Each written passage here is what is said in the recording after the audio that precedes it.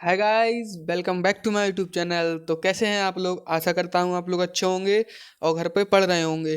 तो आज हम लोग लाए हैं हिस्ट्री की प्रीवियस ईयर की क्वेश्चन, जो हम लोगों की सीरीज चल रही थी, जो हम लोगों ने 2010 के क्वेश्चन से स्टार्ट की थी। हम लोगों ने 2013 तक के क्वेश्चन उसमें कवर कर लिए थे। आज हम लोग लाए हैं 2014 और टू 2015 के क्वेश्चंस, जिसमें आज हम लोग तीनों एंशियंट, मेडिवल एंड मॉडर्न के मिक्स्ड क्वेश्चन देखेंगे। तो आइए शुरू करते हैं आज की क्लास और देखते हैं आज का हमारा पहला क्वेश्चन। देखिए, हमारा पहला क्वेश्चन है, Multan was named by the Arabs as. Multan यानी कि मुल्तान का जो नेम था अरब्स में, उसको किस नाम से जाना जाता था? तो हमारा क्या है answer? C, city of gold. किससे? City of gold. City of gold या हाउस ऑफ गोल्ड भी बोल सकते हैं। आपको क्या बोल सकते हैं? हाउस ऑफ गोल्ड या सिटी ऑफ गोल्ड, क्योंकि उसको सोने के शहर के नाम से जाना जाता था। आइबिन खुरबदा थे ना, जो उन्होंने डिस्क्राइब किया था एक बुक में, the books of roads and kings. Kings के नाम से उनकी एक बुक थी, the books of roads and kings नाम से एक बुक थी। उसमें उन्होंने मेंशन भी किया था कि मुल्तान को जो है अरब का क्या कहा जाता था? अरब को सिटी ऑफ गोल्ड। क्या कहा जाता है? City of gold. तो सी ऑप्शन आपका सही हो जाएगा। ठीक है। अगला क्या है हमारा? Which one of the following was the book written by Amoghavarsha the Rashtrakuta king.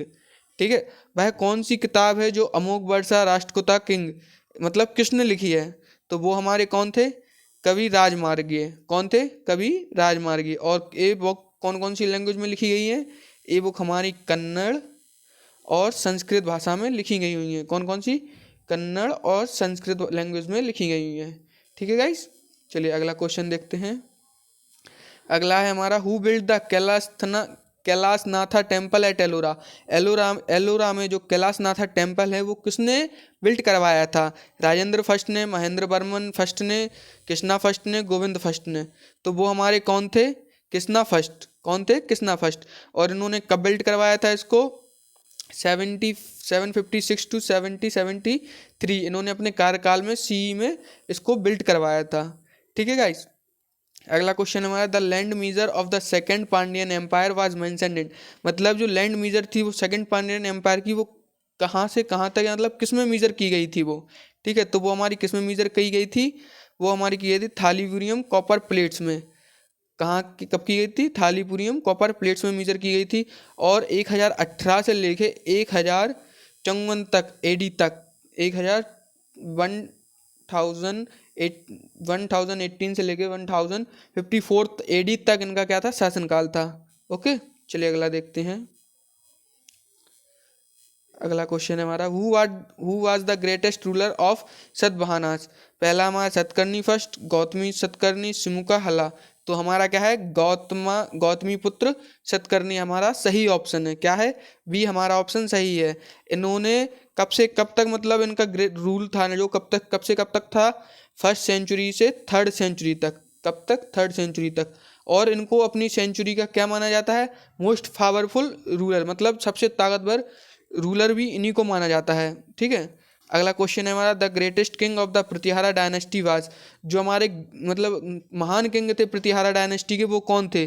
तो वो थे हमारे कौन? मिहिर भोज। ये आपका ऑप्शन सही है। ए इज द करेक्ट ऑप्शन। अब देखिए इनका कब बने थे, मतलब 1836 टू 1885 तक इनका क्या था? शासनकाल। इनका मिहिर भोज का। ठीक है। अब एक किसकी पूजा करते थे सबसे ज़्यादा? भगवान विष्णु जी की। किसकी? विष्णु जी की ये सबसे ज़्यादा डिवोटी थे, बोले तो पूजा करते थे। ठीक है। और ये फर्स्ट किंग भी थी जो प्रतिहारा और गुर्जर गुर्जर प्रतिहारा से बिलोंग करते थे। किससे? ये सबसे पहले किंग थे गुर्जर प्रतिहारा को जो बिलोंग करते थे, मतलब गुर्जर प्रतिहारा के वंश के पहले वो थे मीर भोज। ठीक है गाइस। कब कब इनका था शासनकाल? 836 से लेके 885 तक। ठीक है। अगर आपको वीडियो अच्छी लग रही हो तो चैनल को सब्सक्राइब जरूर कीजिएगा। अगला क्वेश्चन क्या है हमारा? अगला है हमारा, in 1939 Subhash Chandra Bose was elected as president of Congress party defeating. देखिए 1939 में जो कांग्रेस प्रेसिडेंट के लिए चुनाव करवाया गया था, उसमें सुभाष चंद्र बोस को इलेक्ट किया गया था प्रेसिडेंट के तौर पे, लेकिन उनके अपोजिट में या उनके रूलिंग पार्टी में कौन, मतलब रूलिंग में आई कौन था प्रेसिडेंट का दावेदार? तो वो थे हमारे पट्टाभी सीतारामैया। कौन थे? पट्टाभी सीतारामैया। अब देखिए हमारे सुभाष चंद्र बोस जी को कितने वोट मिले थे? तो हमारे सुभाष चंद्र जी को वोट मिले थे 1580 वोट, मतलब 1580। और हमारे पट्टाभी सीतारमैया को कितने मिले थे? 1377। ठीक है, लेकिन अब उस टाइम पे जीता कौन था? हमारे सुभाष चंद्र बोस। लेकिन हमारे प्रेसिडेंट कौन बने थे? वो थे हमारे पट्टाभी सीतारमैया। क्यों? क्योंकि महात्मा गांधी हमारे बापूजी जो थे, उनके कहने पर सुभाष चंद्र बोस ने अपनी प्रेसिडेंटी की चेयर छोड़ दी थी। किसके लिए? सीतारमैया जी के लिए। ठीक है, तो इलेक्शन किसने विन किया था? सुभाष चंद्र बोस ने। कितने वोटों से किया था? 1580 वोटों से। पट्टाभी सीतारमैया को कितने मिले थे? 1377 वोट। लेकिन महात्मा गांधी जी ने बोस जी को बोलकर, वो बोस को बोला कि पट्टाभी सीतारमैया जी को प्रेसिडेंट बना दिया जाए, इसलिए उन्होंने अपनी प्रेसिडेंट की चेयर छोड़ दी थी। ठीक है गाइस, लेकिन इलेक्शन सुभाष चंद्र बोस ही जीते थे। ठीक है, 1939 का। ठीक है, याद रखेगा आप, याद रखिएगा आप लोग। अगला है हमारा Jallianwala incident took place at, मतलब जलियांवाला जो हमारा हत्याकांड था वो किस जगह पे हुआ था? तो वो था हमारा अमृतसर। देखिए ये सारे क्वेश्चंस एसएससी प्रीवियस ईयर के हैं, 2014 और 2015 के। इलेक्शन एसएससी बहुत ही सिंपल क्वेश्चंस पूछता है आपका प्रीवियस ईयर जीके जीएस में, तो इसीलिए प्रीवियस ईयर बहुत मोस्ट इंपॉर्टेंट क्वेश्चन होते हैं, इसलिए आप प्रीवियस ईयर पे जरूर नज़र डालिएगा पहले पेपर देने से पहले। ठीक है, अब देखिए हमारा जलियांवाला कांड कब हुआ था? 13 अप्रैल 1919 में। कब हुआ था? 13 अप्रैल 1919 में। किसके कहने पे हुआ था? जनरल डायर के।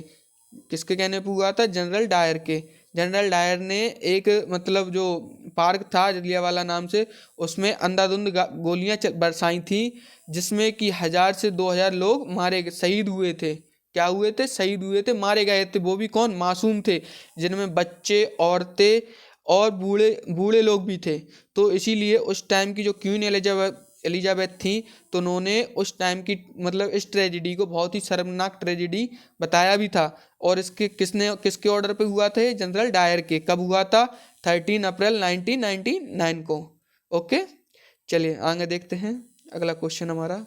अगला है हमारा the south east trade winds are attracted toward the Indian subcontinent in the rainy season due to, मतलब जो साउथ ईस्ट इंडियन ट्रेड था attracted toward the Indian subcontinent, मतलब सब कॉन्टिनेंट को attract करता था रेनी सीजन में, due to the pressure of low atmospheric pressure of north west India, मतलब जो प्रेशर था एटमॉस्फेरिक वो लो था, इस वजह से वो अट्रैक्ट करता था। ठीक है, तो आपका सी ऑप्शन करेक्ट हो जाएगा।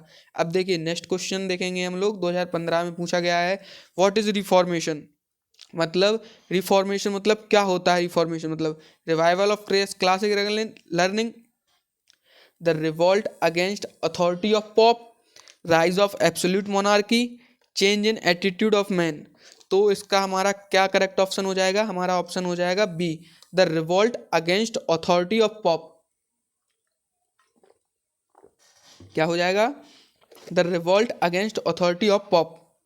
ठीक है, रेवोल्यूशन मतलब रिफॉर्मेशन मतलब एक किसी चीज़ को पुनर्जागरण या मतलब किसी चीज़ को फिर से बनाना, तो उसको हम लोग क्या बोलेंगे? Against the authority of pop. अब हम लोग जो कर रहे थे ब्रिटिश अथॉरिटी के खिलाफ, क्या था वो? एक रिफॉर्मेशन, एक रिवॉल्यूशन, मतलब वही था ना रिफॉर्मेशन, कि हमारा देश हमको लौटाओ। रिफॉर्मेशन मतलब आप लोग जाओ यहाँ से, तो अथॉरिटी के खिलाफ हम लोग रिवोल्ट कर रहे थे ना, तो हम लोग क्या बोलेंगे? रिफॉर्मेशन उसको। तो बी ऑप्शन आपका सही हो जाएगा। ठीक है, आगे क्वेश्चन देखते हैं। आगे है हमारा Swaraj is my birth right, I shall have it, it was advocated by, मतलब स्वराज मेरा अधिकार है और मैं इसके लेके रहूँगा। यह किसने दिया था? ये हमारे थे लोकमान्य तिलक, जिसको हम लोग बाल गंगाधर तिलक के नाम से भी, जिनको हम बाल गंगाधर तिलक के नाम से भी जानते हैं। तो कौन थे वो? हमारे तिलक जी। ठीक है, अगला क्वेश्चन है हमारा, Gandhi ji famous quit India movement call to the British was given in, मतलब गांधी जी का जो famous quit India movement call था ब्रिटिश के द्वारा, वो कब लिया गया था?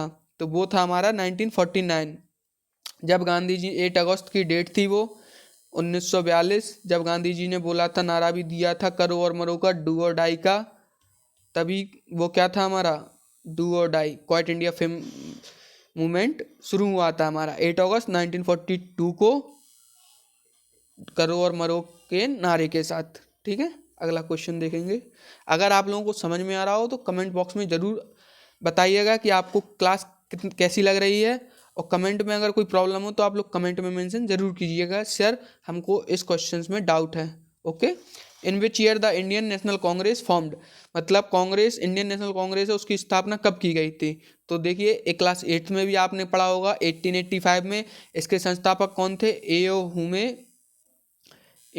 हुमे और दादा भाई नेहरू जी। कौन थे? दादा भाई नेहरू जी। और 1885 में कब की गई थी? 28 दिसंबर को की गई थी। कब की गई थी?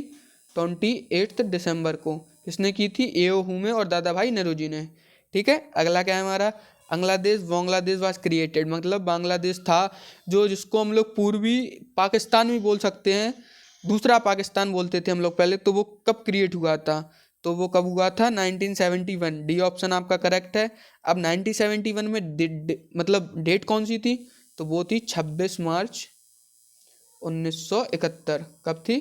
26 मार्च 1971 को हमारा बांग्लादेश मतलब बनाया गया था। किसके द्वारा? इंडियन गवर्नमेंट के द्वारा। लेकिन पाकिस्तानी क्या बोल रहे थे कि इसको, ये पाकिस्तान है, इसको हमको दे दीजिए। लेकिन नहीं, वो चाइना के बॉर्डर से लग के हुआ था, और पाकिस्तानियों को मतलब इंडिया, पाकिस्तान और चाइना को ट्रेड करने के लिए रास्ता मिलता, इसलिए उसको अलग ही नाम, देश बना दिया गया था बांग्लादेश के नाम से। कब? 26 मार्च 1971 को। ठीक है गाइस, अगर आपको आज की क्लास अच्छी लगी हो तो वीडियो को लाइक कीजिए और चैनल को सब्सक्राइब जरूर कीजिए, और कमेंट में हमको ज़रूर बताइए कि आपको क्लास कैसी लग रही है, और आगे आपको किस टॉपिक की प्रीवियस ईयर क्वेश्चंस या मतलब डाउट सॉल्विंग क्वेश्चन चाहिए, तो आप लोग हमको कमेंट करके ज़रूर बता सकते हैं। And thank you for your watching guys, और ज़्यादा से ज़्यादा शेयर